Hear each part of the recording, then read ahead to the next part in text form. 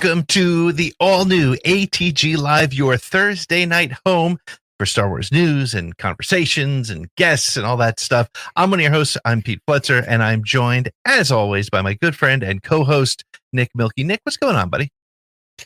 Well, other than just recently having my dreams crushed of getting into competitive bartending, I guess I'm just going to I'm just going to have to go back to regular drinking like a normal guy. But other than that, I'm doing fantastic, and I'm ready for another fun show. Well, yeah, I am too. And I say, never give up on your dreams, man. You could still, be a competitive bartender. But hey, what's going on in Star Wars this week? There is a bunch of news. We love when we get into this time of year, certainly ahead of new shows dropping, stuff going into production. There's lots of Star Wars news. We really haven't had to repeat stories over the week, but we've repeated versions of stories. So this week, we've got another story about Daisy Ridley, J.J. Abrams. She's out on a press tour, and, people are asking her Star Wars questions. Of course, as they should. And there's also something possibly happening at the former Star Wars Galactic Star Cruiser. Yeah, and you know what? Lego, I don't think that's one of your things, but for those that love Lego, there is a 25th anniversary thing going on with Lego and the Phantom Menace. There is also a bunch of new Lego sets that are dropping. So there's a lot of exciting news for, the Star Wars Lego lover out there. Excellent. And Ewan McGregor says he wants to do a second season of Obi-Wan Kenobi, and that's pretty exciting, as well as you said a couple of other things as well. Yes, and I say yes, please, and thank you to more Obi-Wan Kenobi. So let's make that happen.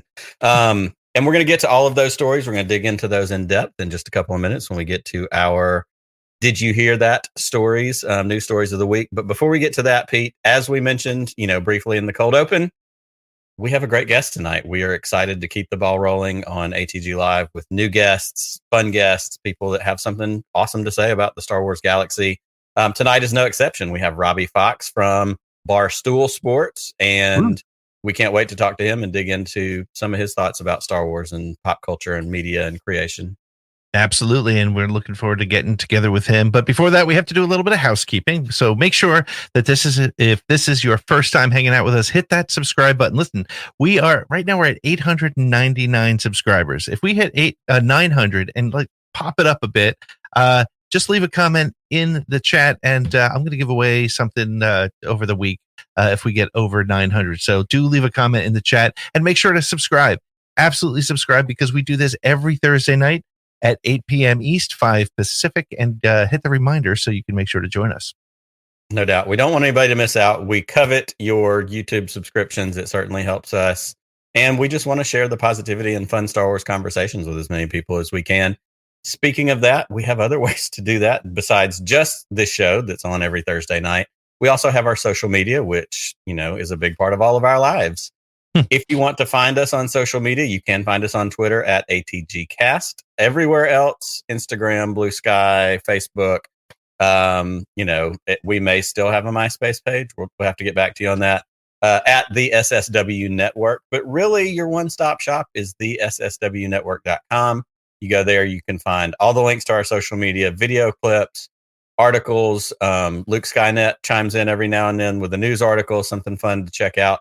And you also can find the link to our merch store. And we are nothing if not shill-tastic when it comes to the merch. We come up with dumb t-shirt ideas all the time, stickers, all those kinds of things. And if you order from that site, use the code SHILL15 and you will get 15% off of your order. We want you to, rock proudly SSW Network stuff wherever you go. Absolutely. And also, while you're on the website, check out the link to our Patreon program. If you click on the Join SSWN button, for as little as $3 a month, you can support not just your favorite creators, but you're also going to get links to when we record live with some of our guests. You're going to get free swag, and you're going to get an even bigger discount than the Shill 15. For sure. And we have one other thing. If social media wasn't enough, we wanted to bring back this really newfangled technology we've just learned about called the telephone.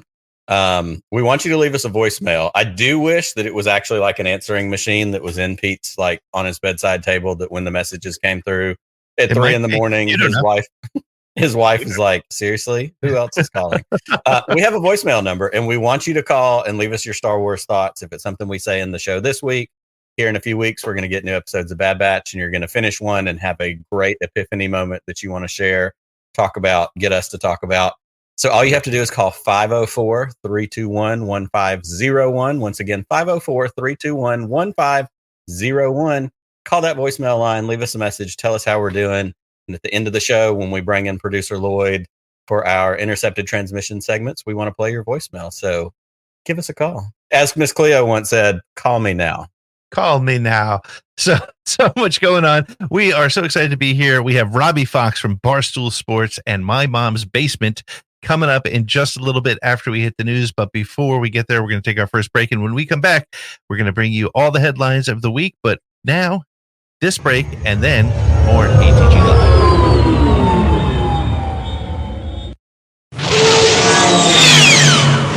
Welcome back to ATG Live, your Thursday night hangout for all things Star Wars. Leave us your comments in the chat during the entire show. Lloyd is tasked with not just running videos and bumpers and making sure that we stay on time, but he's also tasked with reading all the stuff that you put in there. So put lots of stuff and make sure to leave a comment. And also, when we're talking to Robbie in just a few minutes, leave us some comments there. We'll bring them up during the show. But Nick, why don't we get to this week's Did You Hear That?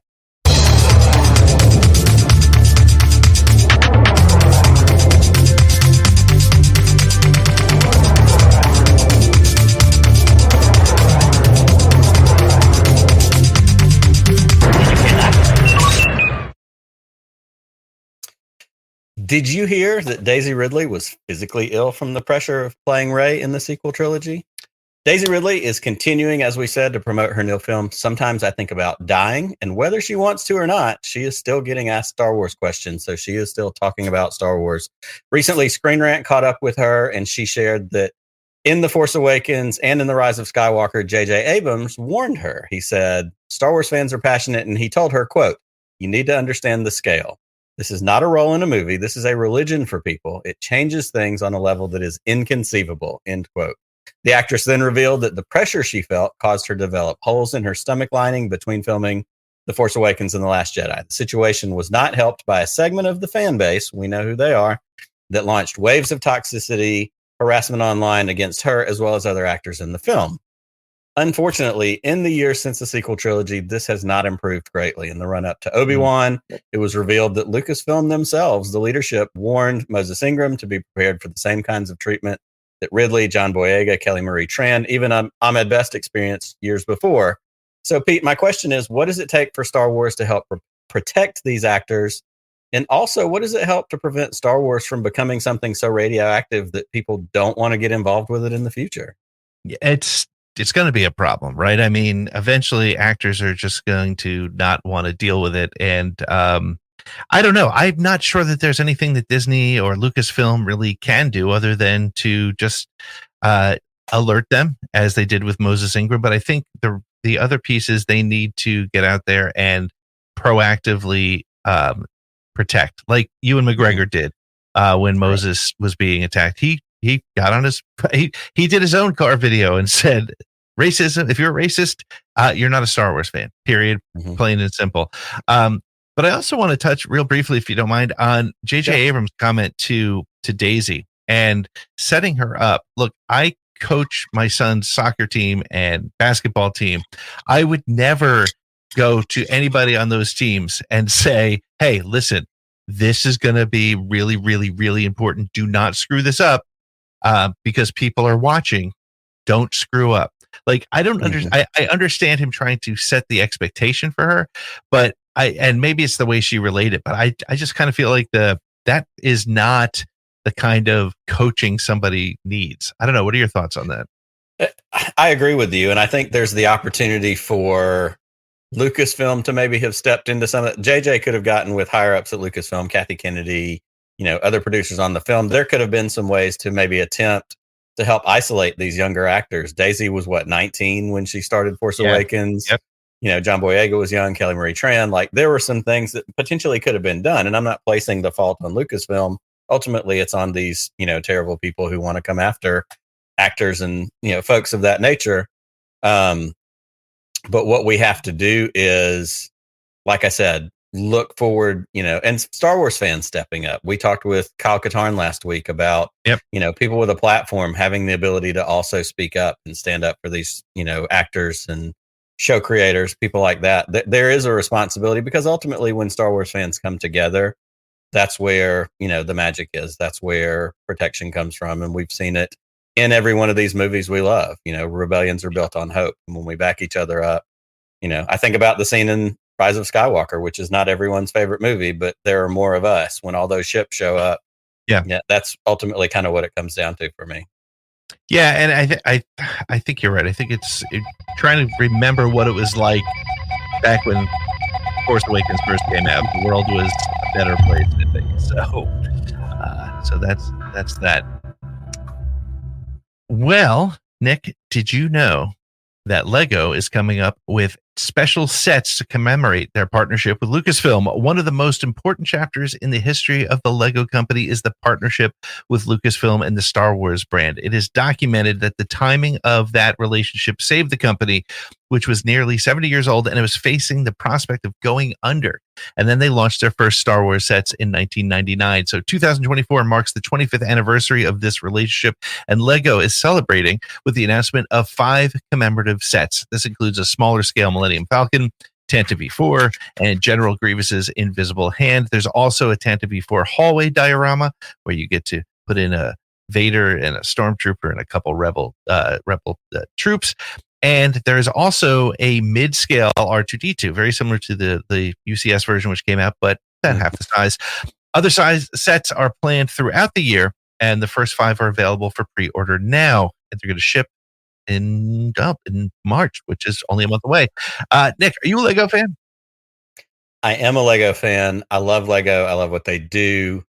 The Lego movie itself, the Lego movie sequel, Lego Batman, like not only just Lego Star Wars, but Lego is such a great product that honestly, there's some magic in their marketing and their ability to create something that appeals to a 52-year-old person and a 7-year-old person.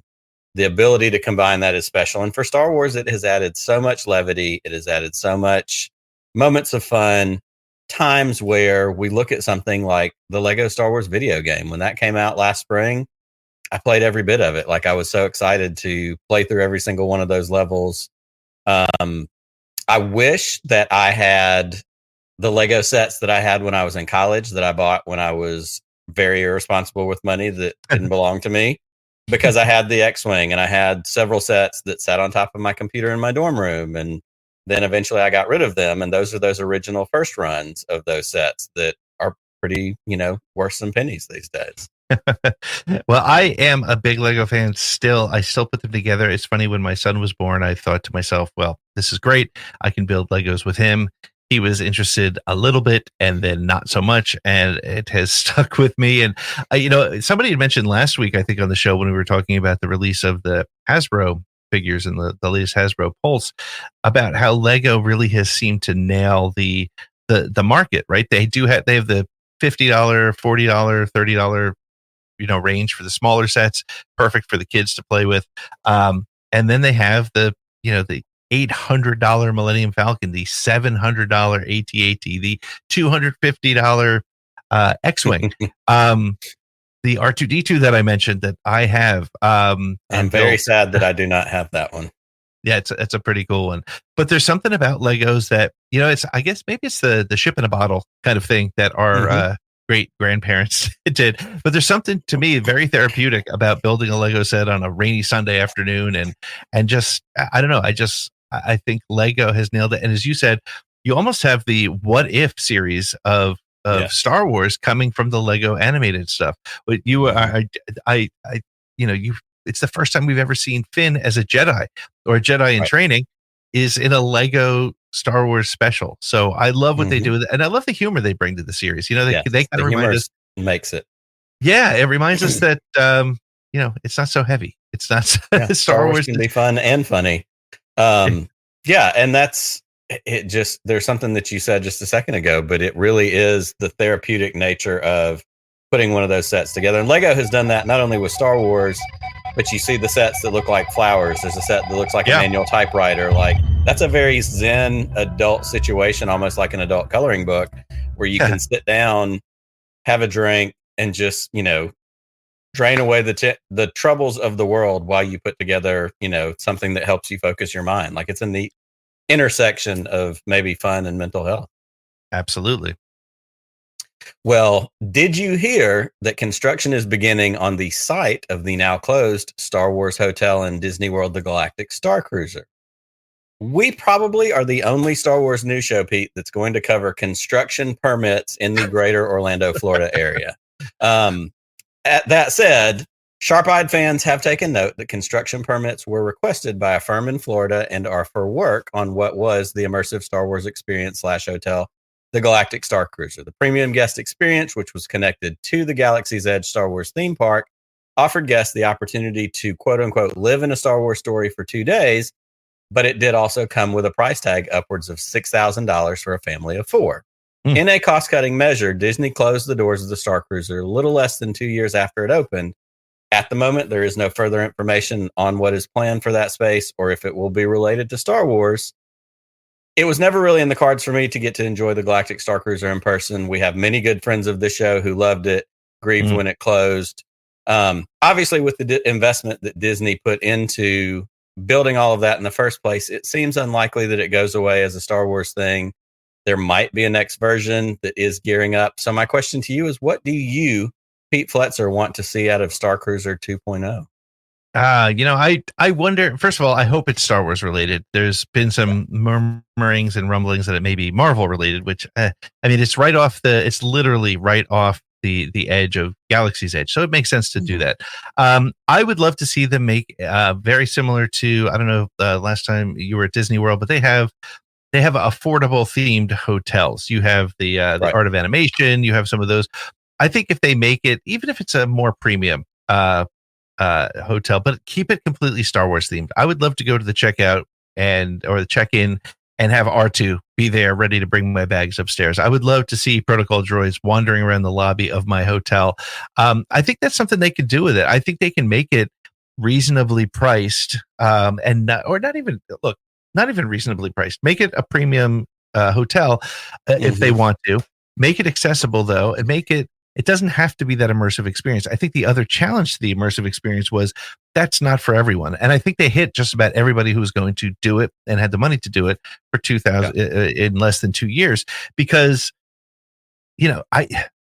there's parents. It's hard to believe there's parents with kids that love Star Wars that aren't nerds themselves, right? Or what would have been the case in my case, it would have been me and my son, and my wife and daughter would have been like, "What are we doing here, Dad? This is awful." Yeah. This is so. But if we're just staying in Disney World and Vader is in the hallway, that's awesome, and I'd like to see that. What about you?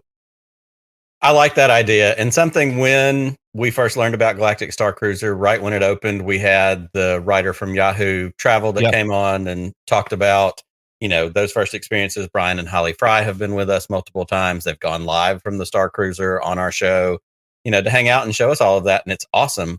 For me, the 2-day, fully immersive role-playing experience was not necessarily my bag. I want to sit in that Galactic Star Cruiser bar with a drink and just soak up being in Star Wars. So your idea of a hotel, Art of Animation, Polynesian Resort, whatever it is, a Star Wars more hotel version where that's where I get to stay. I get to walk. I can spend as little or as much time in it as I want to without feeling like I've got to be rushed to the character dinner and that's for some people, that's their deal. That's just not my deal. So this is a very personal, what do I want? I would love to see them make it a hotel experience. Still has a premium price tag on it. May not be quite as much as that $6,000, but a place where you can soak up Star Wars. Yep, connect it to Galaxy's Edge and just make it a Star Wars weekend. I'm all for that.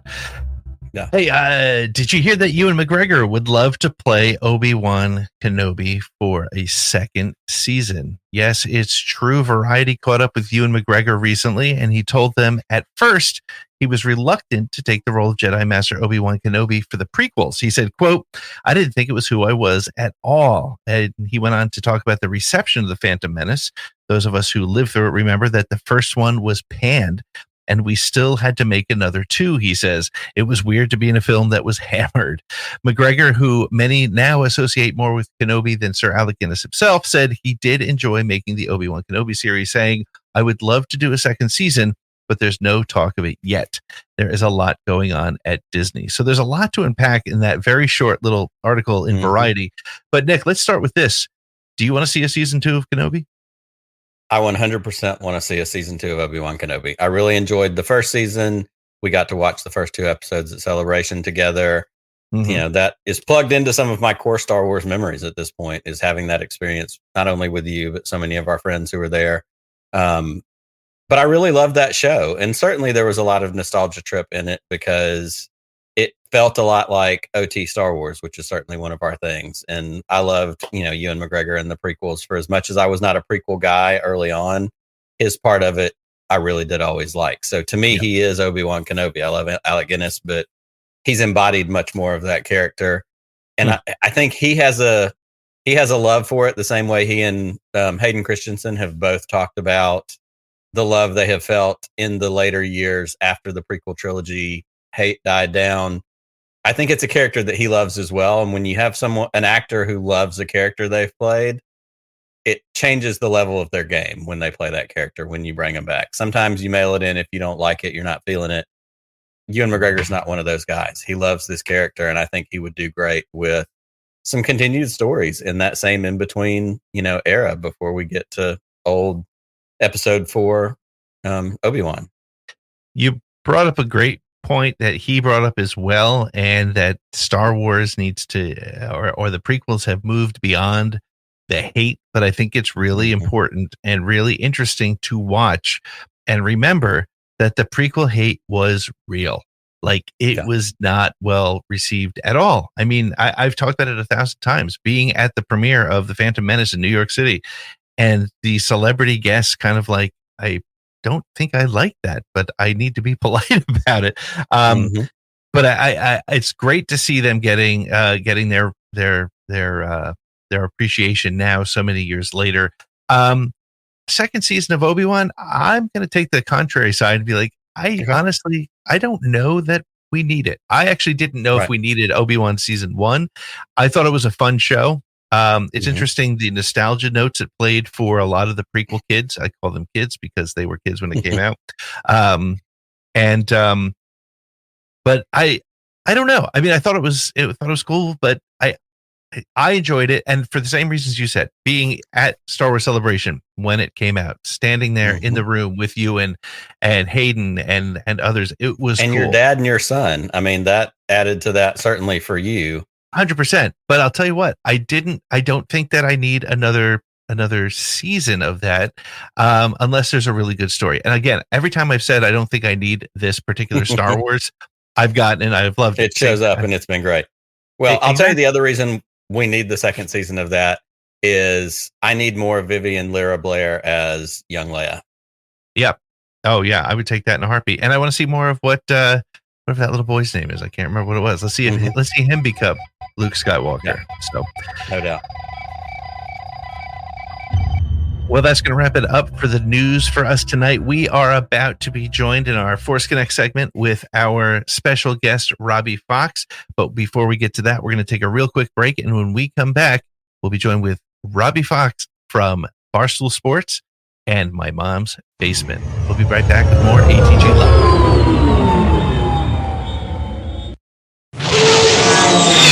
Welcome back to ATG Live, your Thursday night hangout for all things Star Wars, talking news, conversation, analysis, taking your comments, your voicemails, and also hanging out with special guests. Right now, I'm excited to be bringing in a guy who has been on Around the Galaxy. It was actually a couple of years ago. Really great show on My Mom's Basement.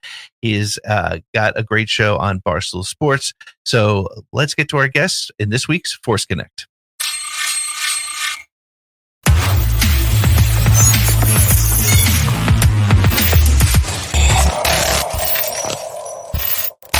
Robbie Fox, how are you, sir? I'm good. How are you guys? Thanks for having me. Oh, man. Great. So glad to see you. So glad to be hanging out with you. So, Robbie, like I said, you have been on Around the Galaxy. Dude, I can't believe it's been a couple years. Like, time has flown. It was probably during the height of pandemic. But for people who may not know you, give us a little bit about you. Yeah, I work for Barstool, as you mentioned. I do a podcast called My Mom's Basement, where we talk about a bunch of nerdy stuff. Star Wars is kind of my main focus. It's my biggest love out there. So talk about that, Marvel stuff. I'm also Barstool's MMA UFC guy. So I cover a lot of fighting as well, music, kind of all around for Barstool. But yeah, I've been working there for 7 years now. That's amazing. Before I want to just ask a real quick question up front, and it may not be a real quick question. What is the wrestling connection to Star Wars? Because I know you're MMA, but you're also a big wrestling guy, right? Huge wrestling. So I was into WWF back in the 80s, and then I kind of faded out of it. But my feed is full of friends who love Star Wars and they love pro wrestling. What's that connection, dude? I don't know. I've never even thought about it. Maybe it's just how over the top it is, but we take it very seriously and treat it like Shakespeare, even though we know it's like a little hokey. But yeah, I don't know. I don't know what that connection is. I think it has to be the flashy over the topness, because especially like looking at 90s wrestling, I'm sure you remember it was all over the top, bright colors. There were characters that looked like they could have been in the cantina. That's true. Without a question. And I want to ask a follow-up question to this. It falls into that same, what is with this group of people and Star Wars fans? Because we have a lot of connecting points there. You play bass in a punk band. Mm-hmm. Pete and I are both bar band bassists of varying stripes. And we have had literally dozens of other guests on Around the Galaxy over the years. Nick Gambarian from Bayside, Adam Russell from Story of the Year, John Tegg, who's an actor, Arda Ocal, the hockey guy from ESPN, is a bass player. Like, we've had all these different people that are bass players. What do you think it is about Star Wars and bass players that connect on a level? I mean, you could say maybe John Williams got in all our brains early and made us, fans of music just subconsciously. I think it tells me, I'm sure you've seen everyone sends it to bass players that are Star Wars fans, the Rebel bass picture where it's the money talking bass. Disney needs to mass produce those, because clearly there's a lot of us that we'll all buy one. Yeah.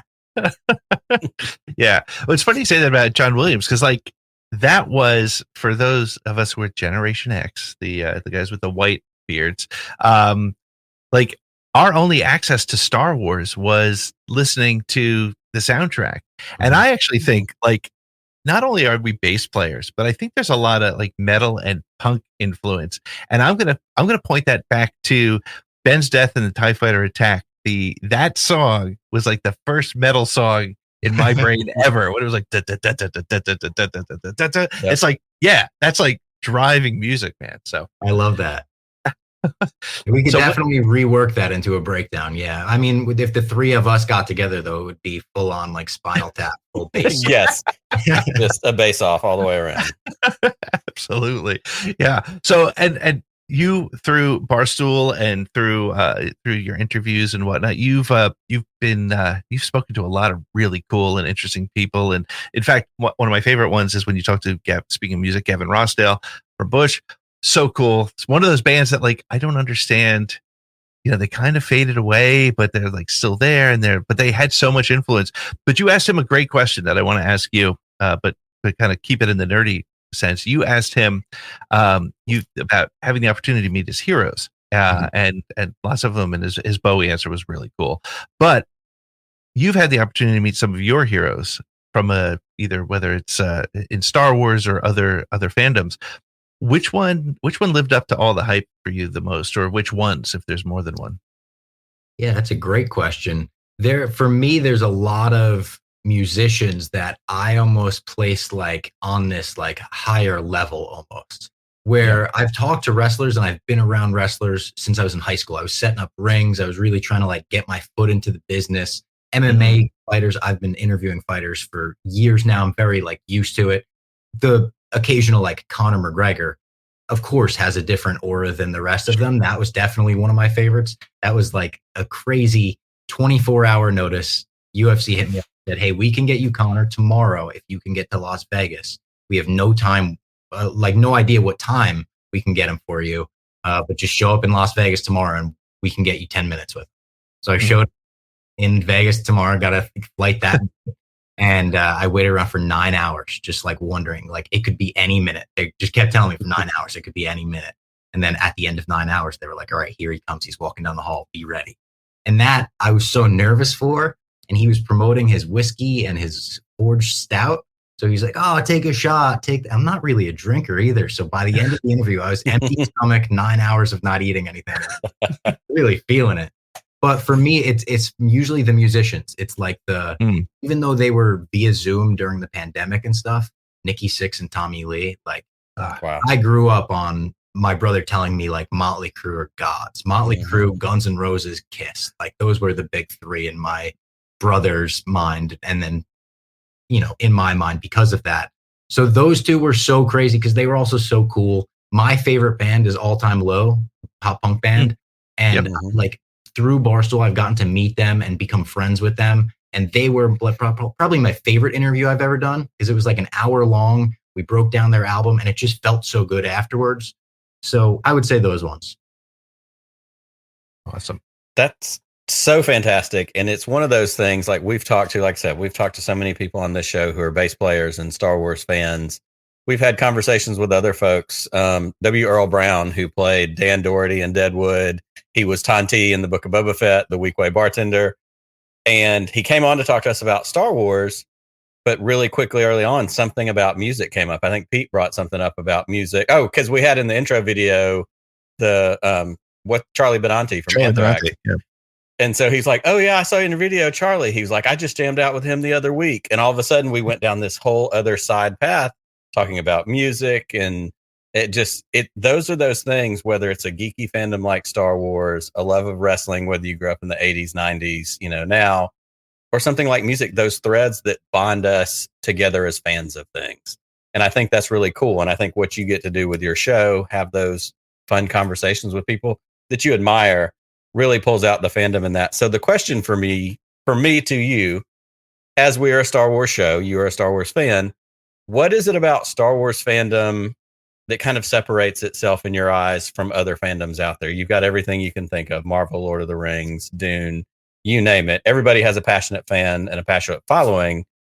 But what separates Star Wars for you from those other fandoms? For me, and I'm sure it's the same way for a lot of people, it's the generational family nature of Star Wars. Like, I have so many people in my family that love Star Wars just as much as me. My brother named his firstborn Luke. Like, that's how much we love Star Wars in my family. So it's that. And I'm sure other fandoms will get that along the way. Like Marvel didn't have 40 years worth of legacy. But, I'm sure my kids, I'll pass Marvel down to, and maybe they'll think of Marvel as I think of Star Wars. But I feel like for this generation and the one before my generation, Star Wars is that thing that you share with your family. And that's what separates it for me. Like the rest of it, like Marvel, I share with my friends. DC, I share with my friends. Star Wars is like, let me call up my brother, let me call up my uncles and see what they're doing before I go see the movie without them. Yeah. How was were they the ones that introduced you to Star Wars when you were younger? Yeah. My uncles introduced it to my brother. My brother's 12 years older than me. So I always looked up to him as just the coolest guy in the world, still do. And he was introduced to Star Wars in the 90s, the re-release. So that opened his mind to it. He had so many toys from them passed down. Therefore, I had so many toys passed down. And my first memories, I have videos of it on Christmas, are getting like a Power of the Force R2-D2 and like a Stormtrooper, and just like as far back as I could remember, it was just Star Wars in my house always.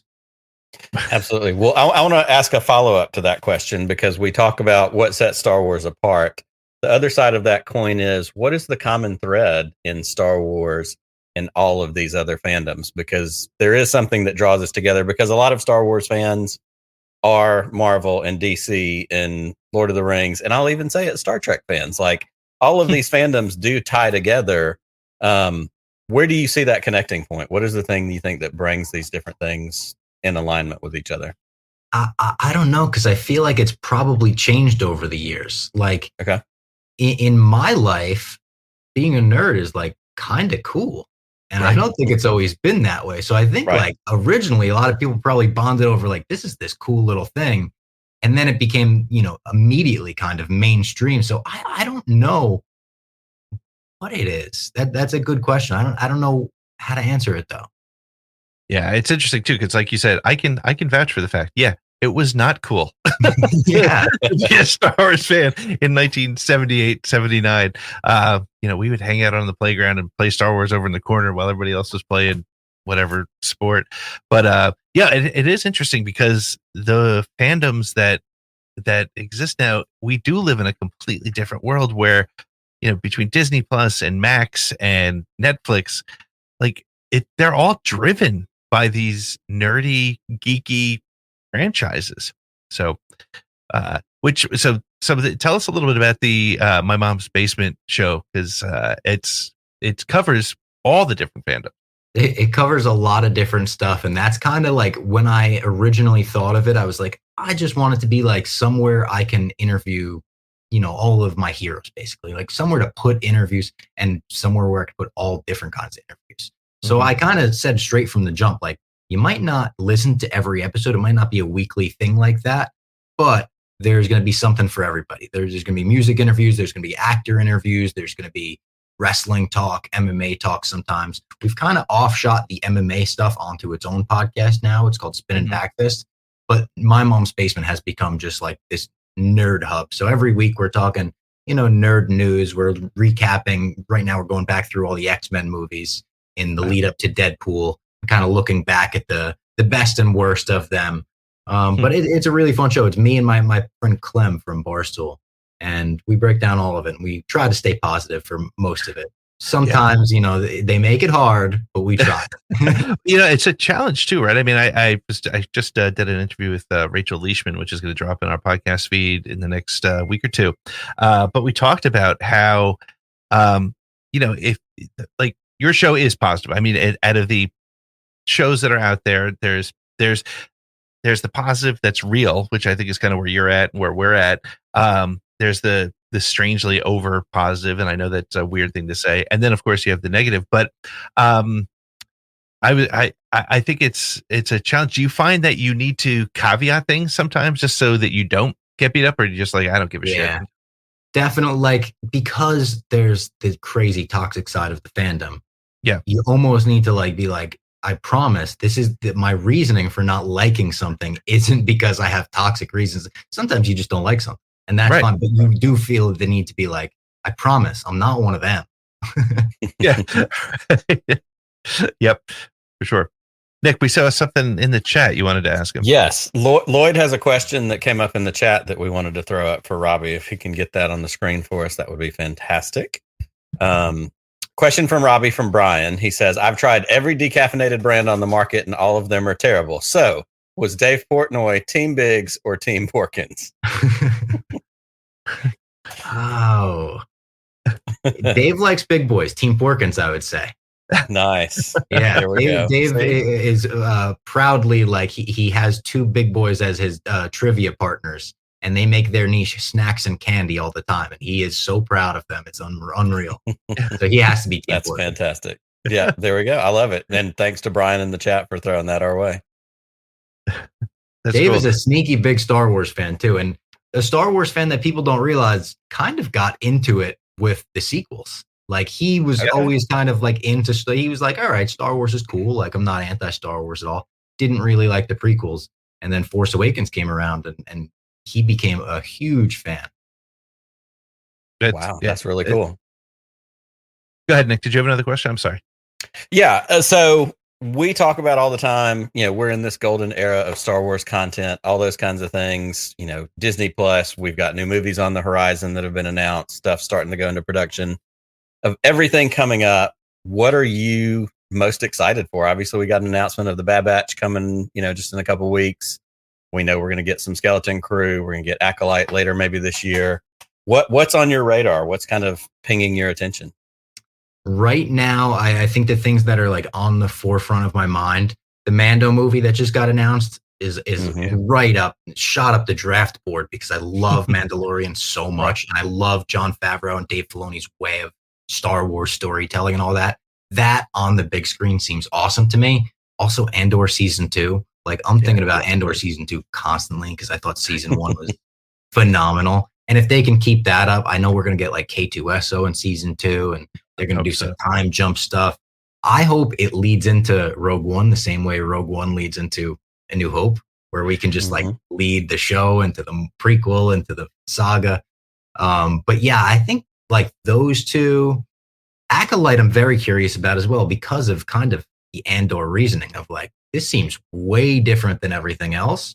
And it worked so well with Andor that who knows. Ahsoka season 2, obviously that getting announced and them kind of sliding that under the rug with the Mando announcement. They're like, oh, by the way, season 2 is coming. The fact that they're going Mortis gods with it and getting weird.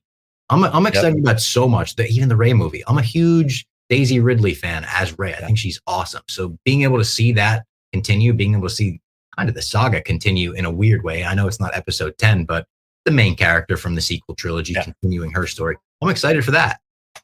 Yeah, it's hard not to be excited about all of it because again, we can't imagine fans of a certain age. We can't imagine when we had to wait, 3 years between movies, much less, we've got to wait 3 months between the end of Ahsoka 2 and we're going to get Bad Batch and then we're going to get another show forever. What am I complaining about? I didn't know how good I had it or how good I have it now, but it's hard not to be excited.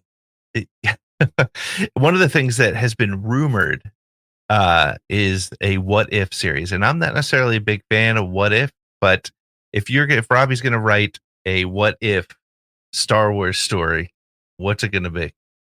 I actually have this locked and loaded, ready to go. I would love to see what if Han Solo killed Darth Vader on Cloud City? What if he didn't see those shots coming? I know it's crazy to think that with the Force, he wouldn't be able to stop that scene coming.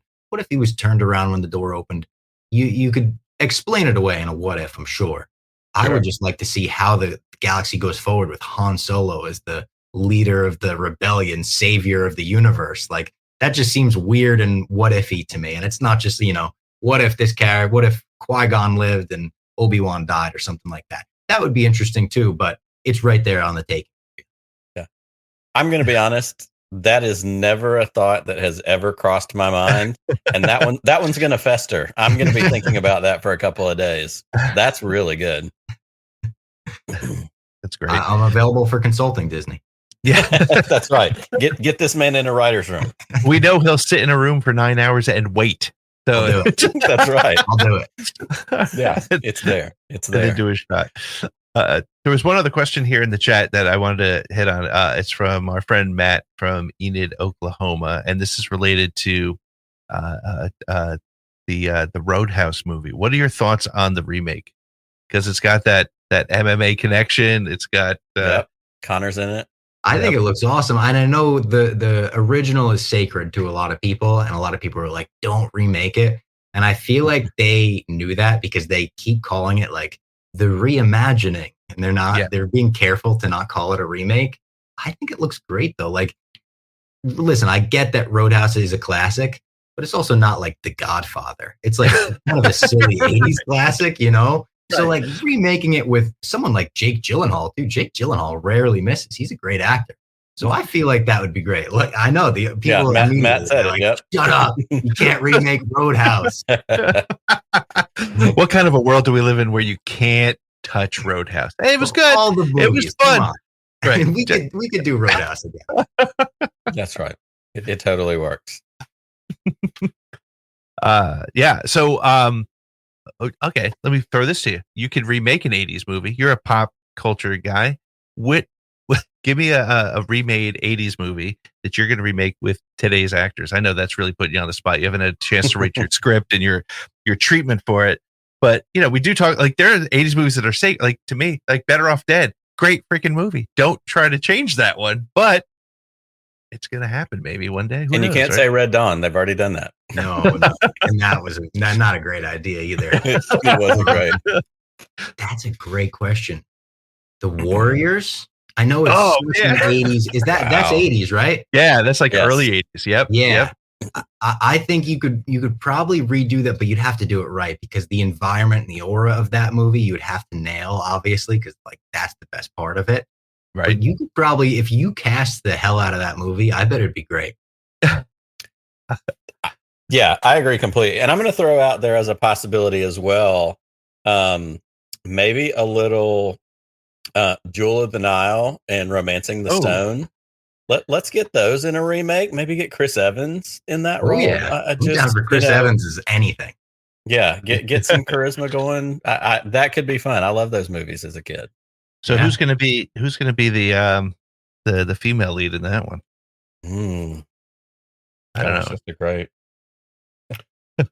Brie Larson. I don't know. Yeah, sure. Yeah.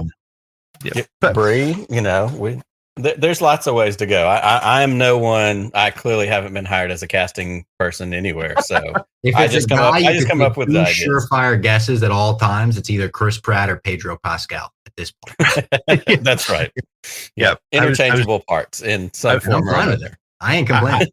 I was just saying in that interview I just mentioned with Rachel, like we are in a world where it's no longer 6 degrees of Kevin Bacon, it's 6 degrees of Pedro Pascal. Because I think absolutely he's everything.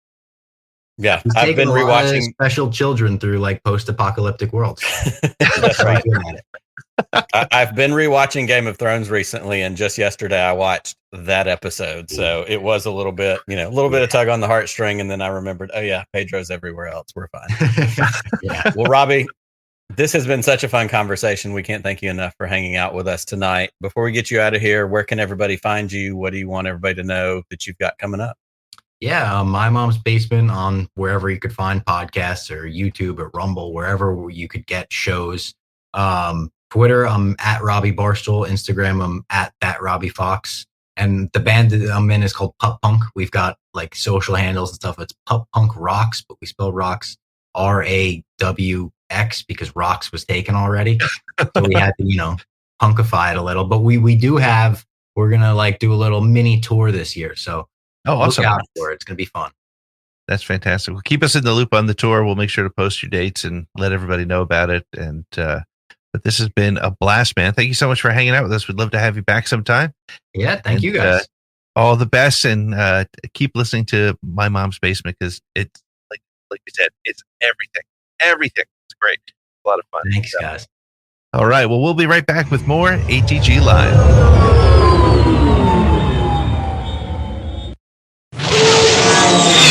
Welcome back to ATG Live, your Thursday night hangout for all things Star Wars, for news, conversations. Hope you had fun with Robbie Fox. We sure did. Seriously, check out My Mom's Basement. If you love Star Wars talk like us, with us, you can hang out with us for Star Wars. And that's about kind of sometimes where we end up. Go to My Mom's Basement and get everything else and the music stuff. Seriously, if he's got that interest in that same era of music that we're into. So I think it'll work out really well for him for you to check that out. But we have some messages that have come through. So let's hit intercepted transmissions. Where are those transmissions you intercepted?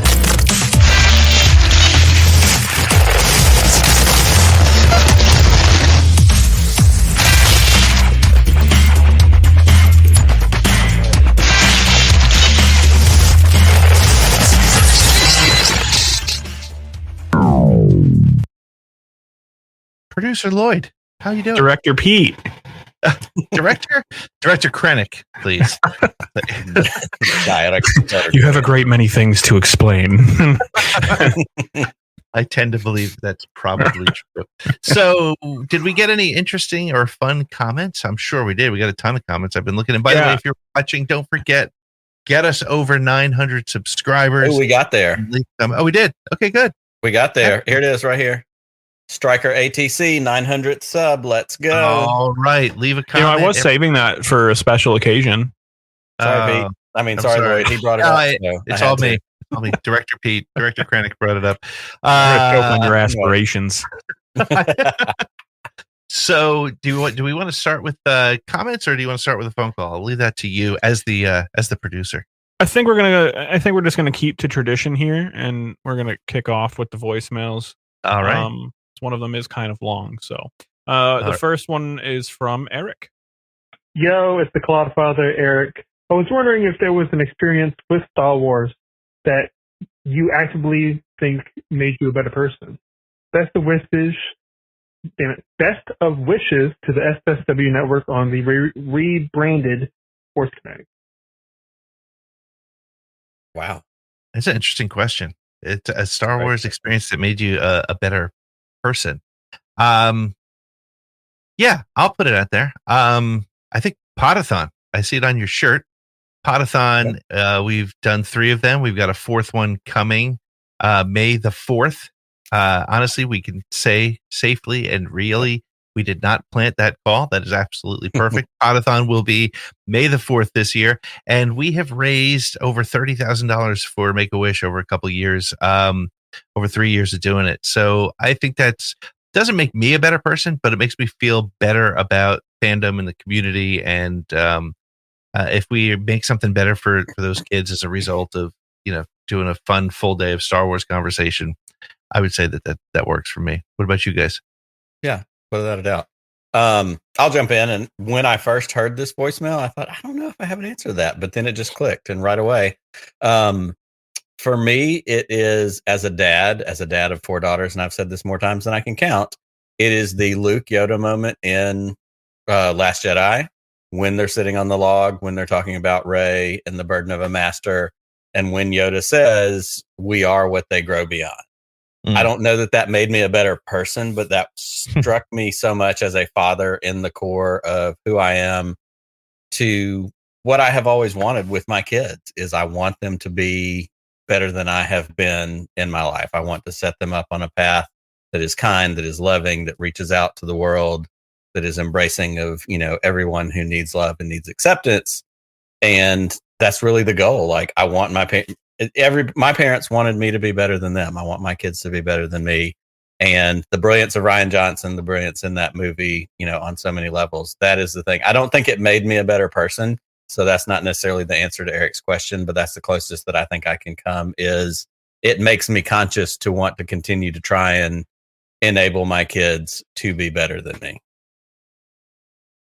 Well, that's really cool. That's an important thing for sure. Lloyd, anything on your side? I think it would just be the messaging behind the rebellion. Yeah. That speaks the most to me. Like for me, it's more of just it takes everybody kind of working together to make something better, not just the people you agree with, because the rebellion doesn't even agree with each other. Like, but they're still able to accomplish, a lot. And it just kind of made me, as a person, step back and analyze something a little bit more. Be patient, Now, don't get me wrong, I'll shove a proton torpedo up someone's exhaust port. I don't have a problem doing that, but I'm not gonna. Yeah, I mean, it takes everyone to build something better. Absolutely. So. Well, speaking of building and better, I don't know what the connection is here, but let's hit that other voicemail, and then I'm not good at transition sometimes. It's true. I'll admit it. This, okay, it's Matt. Kind of know what we're getting. Probably a grocery store. All right. So.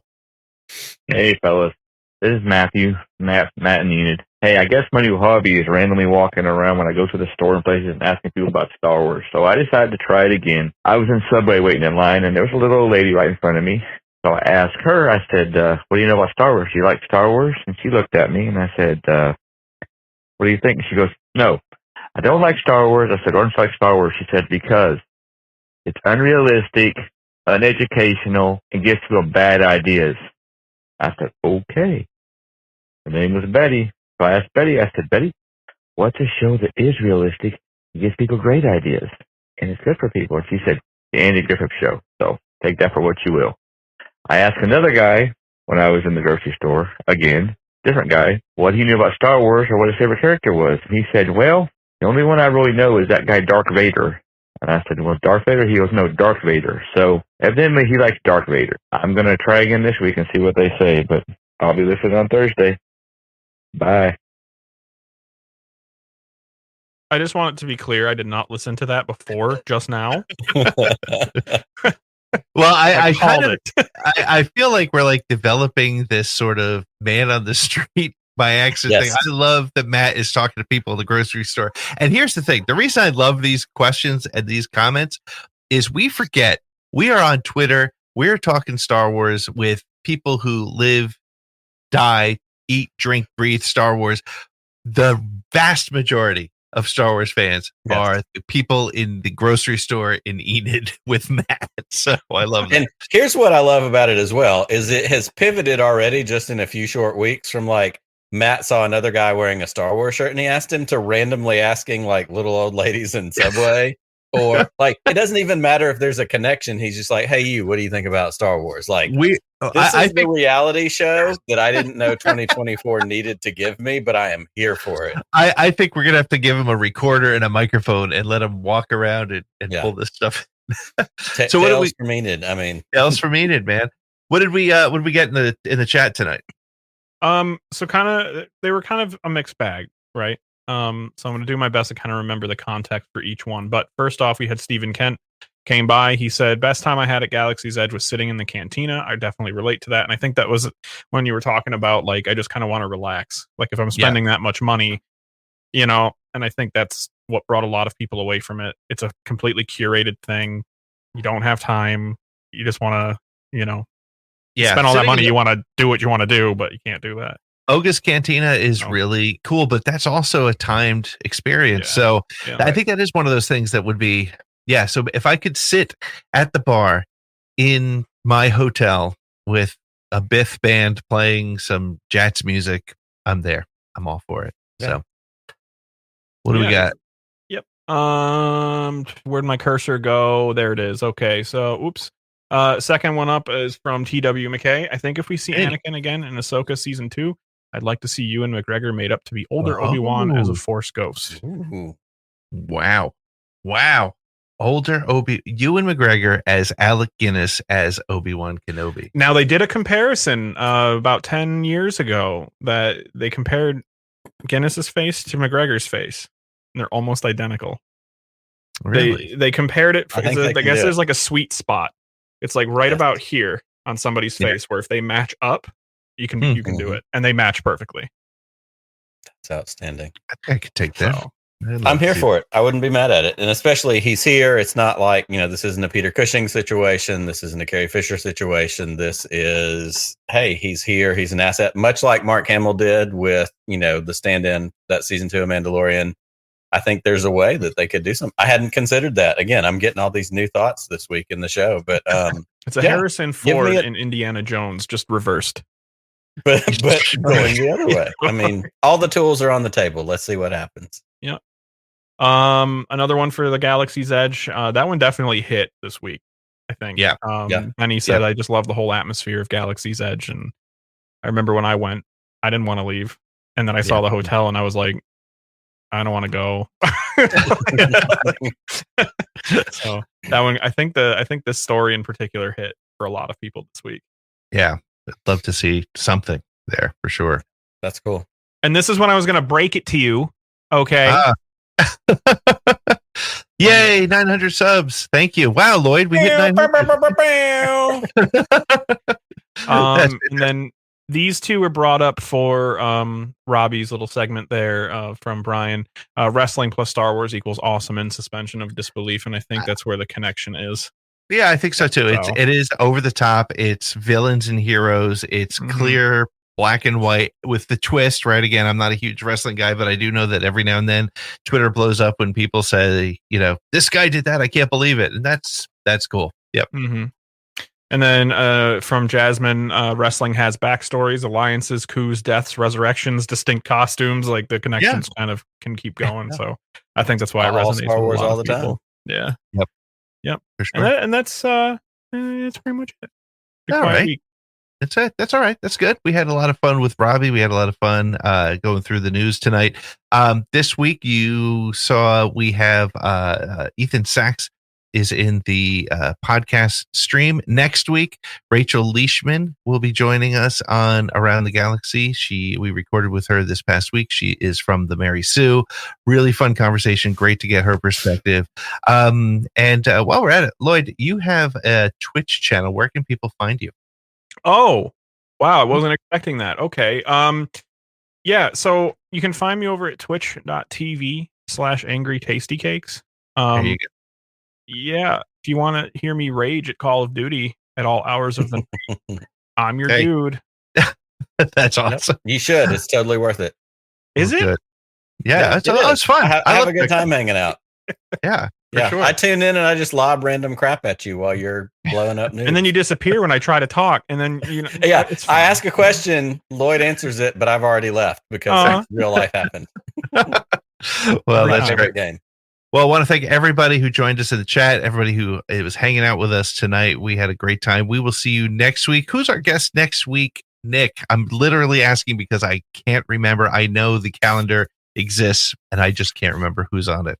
And now I'm going to put it on Excellent. you to remember. Yeah, that's okay because you know what? We are a team here. We figure these things out together. And sometimes while we're talking to each other, while we're looking deeply into each other's eyes, that's when I'm pulling up the spreadsheet. And you know what? Be excited if you love comic books, if you love a million things. I mean, speaking of comic books, Brian and Jasmine are in the chat. I'm just going to take this quick moment of personal privilege. This giant Marvel special edition Star Wars comic book, amazing gift from a friend. The one and only Heather Antos is going to be with us next week. What? Talking Star Wars. Next talking week is comic Heather? books. Oh, man, I'm definitely coming back. I was going to take you next should week be off, here. but I Guess will I'll be be here too. Well, excellent. Well, hey, we want to thank everybody for hanging out with us. This was a blast. Make sure to hit subscribe. Make sure to like. Make sure to share. If you had fun, if you're enjoying this show on Thursday nights, tell somebody about it. It helps us out. And that's all I can ask. Thank you for subscribing. And Nick, may the force be with you. Always. Just one more round, friend, then homeward bound, friend. Don't forget me in your dreams. Just one more song, friend, and then so long, friend. The nights get shorter, it seems. Just one more rhyme, friend. Yes, it's a crime, friend. But you know time, friend. Time can fly. So it's good night, friend. Good night, but not goodbye.